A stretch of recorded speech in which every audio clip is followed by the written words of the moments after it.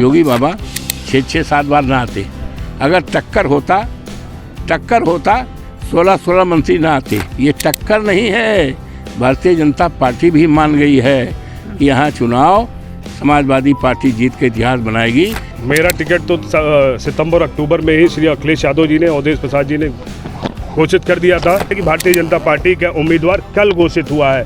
तो जब उनके पास प्रत्याशी नहीं है तो चुनाव क्या लड़ेंगे। समाजवादी पार्टी बहुत बड़े अंतर से ये चुनाव जीतने जा रही है। मिल्कीपुर की धरती सिर्फ और सिर्फ अखिलेश यादव जी की साइकिल को ही देख रही है और किसी से कोई मतलब नहीं। लड़ाई दो में कोई भी नहीं है।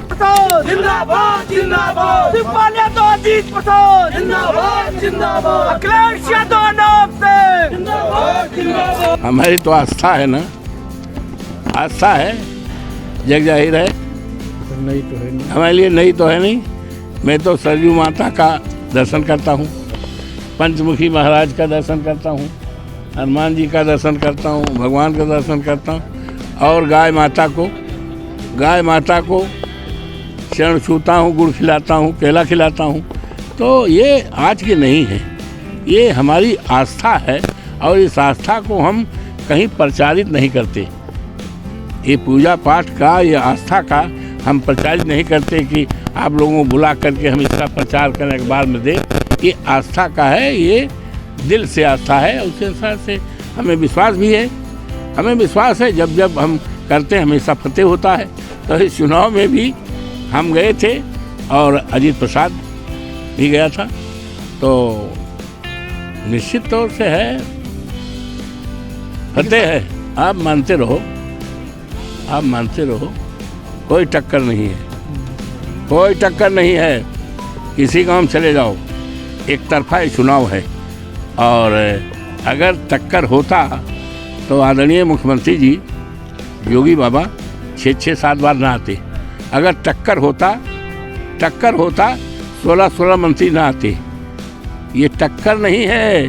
भारतीय जनता पार्टी भी मान गई है कि यहाँ चुनाव समाजवादी पार्टी जीत के इतिहास बनाएगी।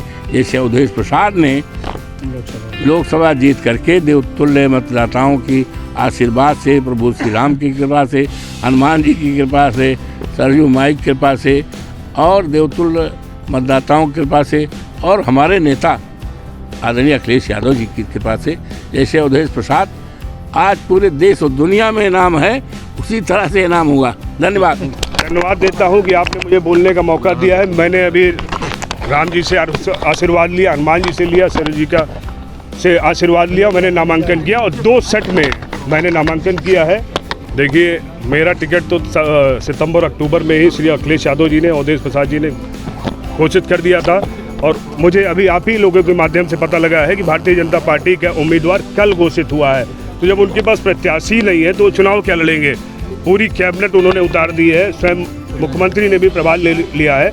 अगर उन्होंने विकास किया होता है, विकास की बात ही करी होती तो ये दिन उनको देखना नहीं पड़ता है।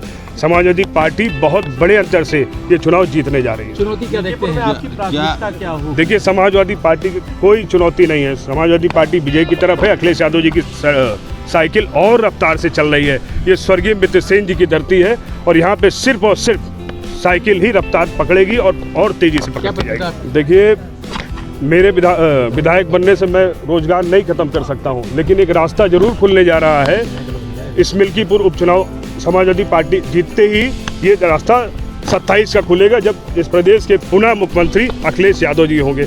हर नौजवान को रोजगार मिलेगा। मिल्कीपुर की धरती सिर्फ और सिर्फ अखिलेश यादव जी की साइकिल को ही देख रही है और किसी से कोई मतलब नहीं। लड़ाई दो में कोई भी नहीं है। अपना काम कर रहा हूँ। मैं समाजवादी पार्टी से प्रत्याशी हूँ। सब्सक्राइब करें आपका अपना चैनल न्यूज टाइम नेशन और हर खबर सबसे पहले पाने के लिए बेल आइकॉन जरूर दबाएं। और हाँ, खबरें पसंद आ जाएं तो लाइक और शेयर करना ना भूलें।